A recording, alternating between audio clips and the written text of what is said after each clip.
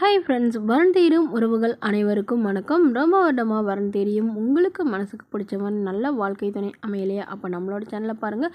உங்களுக்கான வரனை உடனே தேர்ந்தெடுங்க. வாங்க இலவச வரன்களை பார்ப்போம். பெயர் உமா மகேஸ்வரி, வயது 38 வயது ஆகுதுங்க. ராசி ரிஷப ராசிங்க. ஜாதின்னு பார்த்தீங்கன்னா இந்துல தேவர் சமுதாயத்தை சார்ந்தவங்க. படிப்புன்னு பார்த்தீங்கன்னா இவங்க 10ஆம் வகுப்பு முடிச்சிருக்காங்க.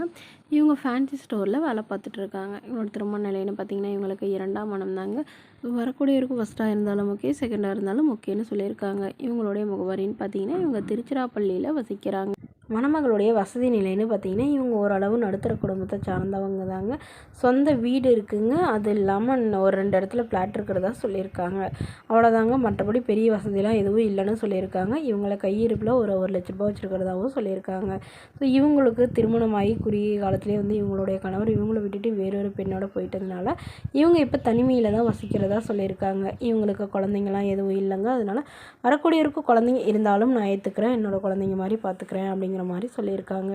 மணமகளுக்கு அப்பா அம்மானு யாரும் இல்லைங்க. உடன் பிறந்தவங்க ஒரு அக்கா ஒரு தங்கைங்க. ஸோ 2 பேரும் திருமணமாகி செட்டில் ஆயிடுச்சுங்க. அவங்க எல்லோரும் 2 பேரும் பார்த்து தான் இவங்களுக்கு இப்போ மறுமணம் பண்ணி வைக்கிறதா சொல்லியிருக்காங்க. ஸோ அதனால் எந்த ஜாதியாக இருந்தாலும் பரவாயில்லைங்க, நல்ல குணமானவராக வேணும் அப்படிங்கிற மாதிரி கேட்டிருக்காங்க.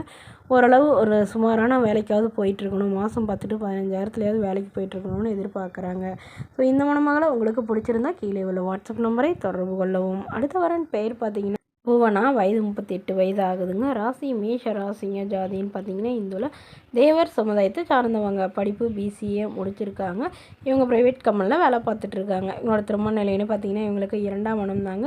ஸோ வரக்கூடியவருக்கு ஃபஸ்ட்டாக இருந்தாலும் ஓகே, செகண்டாக இருந்தாலும் ஓகேன்னு சொல்லியிருக்காங்க. இவங்களுடைய முகவரின்னு பார்த்தீங்கன்னா இவங்க திருச்செந்தூரில் வசிக்கிறாங்க. மணமகளுடைய வசதி நிலைன்னு பார்த்தீங்கன்னா இவங்க ஓரளவு வசதியானவங்க தாங்க. வீடு இருக்குங்க. சொந்த வீடு பெரிய வீடாக இருக்கிறதா சொல்லியிருக்காங்க. அது இல்லாமல் ஒரு 2-3 வீடு வாடகைக்கு விட்டுருக்கிறதாகவும் சொல்லியிருக்காங்க. நிலமும் ஒரு 5 ஏக்கர் இருக்கிறதாகவும் சொல்லியிருக்காங்க. இவங்களுக்கு உடன் பிறந்தவங்க 2 அக்கா மட்டும்தாங்க. ஸோ அக்காங்களுக்கு திருமணம் ஆயிடுச்சுங்க. ஸோ இவங்களுக்கும் திருமணமாகி லவ் பண்ணி தாங்க கல்யாணம் பண்ணிக்கிட்டதாகவும் இவங்களோட லவர் இவங்கள விட்டுட்டு போயிட்டதாகவும், அதாவது ஒரு 6 மாதத்துலேயே இவங்களை விட்டு வேறொரு பெண்ணோட போயிட்டதாகவும் சொல்லியிருக்காங்க. ஸோ அதுக்கப்புறம் இவங்க அப்பா அம்மா வீட்லேயே அங்கேயே செட்டில் ஆகிட்டதா சொல்லியிருக்காங்க. இப்போ இவங்களுடைய அப்பா அம்மா எல்லாருமே சேர்ந்து தான் இவங்களுக்கு மறுமணம் பண்ணுறதா சொல்லியிருக்காங்க. ஸோ அதனால் வரக்கூடியவர் நல்ல ஒழுக்கமானவராக வேணும், நல்ல குடும்பத்து மணமகனாக வேணும். மணமகனோட குடும்பம் ஓரளவு பெரிய குடும்பமாக இருந்தாலும் பிரச்சனை இல்லைங்க.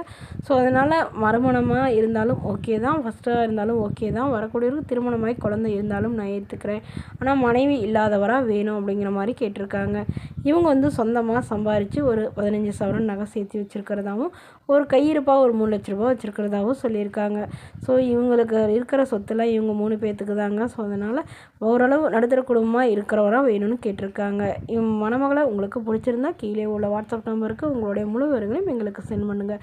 இதற்கு நீங்கள் கட்டணமாக ₹1 கூட செலுத்த தேவையில்லை. இது முற்றிலுமான இலவசமான பதிவு.